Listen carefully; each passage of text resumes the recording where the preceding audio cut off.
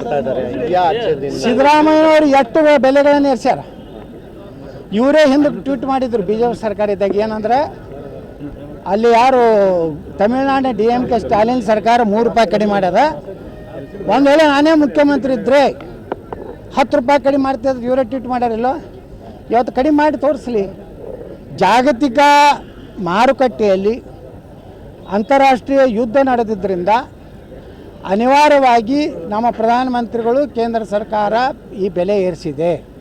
ಅದನ್ನು ನಾನು ಸಮರ್ಥನೆ ಮಾಡ್ಕೋತೀನಿ. ಇವತ್ತು ನಾನು ನನ್ನ ವಾಹನವನ್ನು ಎಷ್ಟು ಉಪಯೋಗಕ್ಕಿಂತ ಅಧಿಕ ಉಪಯೋಗ ಮಾಡೋದು ಕಡಿಮೆ ಮಾಡ್ತೇನೆ.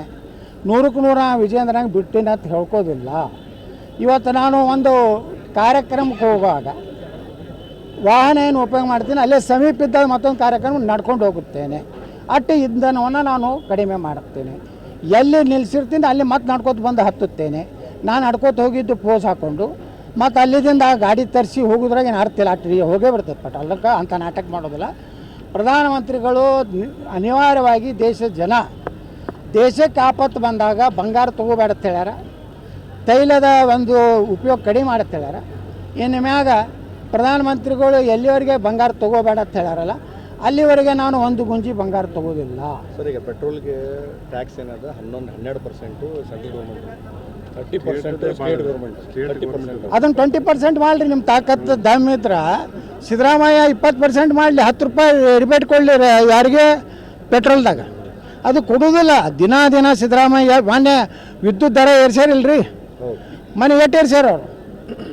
ನೀವು ಯಾಕೆ ಏರ್ಸಿದ್ರಪ್ಪ?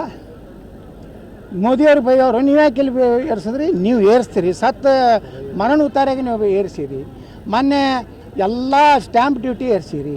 ನೀವು ಯಾವ್ದು ಕಡಿಮೆ ಮಾಡಿರಿ ಹೇಳಪ್ಪ, ನಾವು ಇಂಥದ್ದು ಕಡಿಮೆ ಮಾಡೀನಿ. ಅವಾಗ ನಿಮ್ಮ ನೈತಿಕತೆ ಬರ್ತದೆ. ಕಾಂಗ್ರೆಸ್ಗೆ ನೈತಿಕತೆ ಮಾಡುವಂಥ ಅಧಿಕಾರ ಇಲ್ಲ. ಪ್ರಧಾನಮಂತ್ರಿ ಮೋದಿಯವರು ಡೀಸೆಲ್ ಬೆಲೆ ಏನು ಏರ್ಸ್ಯಾರಲ್ಲ ಅದನ್ನು ನಾನು ದೇಶದ ಹಿತದೃಷ್ಟಿಯಿಂದ ಏರಿಸಿದ್ದಾರೆ. ದೇಶಕ್ಕೆ ಆಪತ್ತು ಬಂದಾಗ ನಾವು ತ್ಯಾಗ ಮಾಡಬೇಕು. ನಾವು ಪ್ರಧಾನಮಂತ್ರಿಗಳ ಮಾತಿಗೆ ಗೌರವ ಕೊಡಬೇಕು.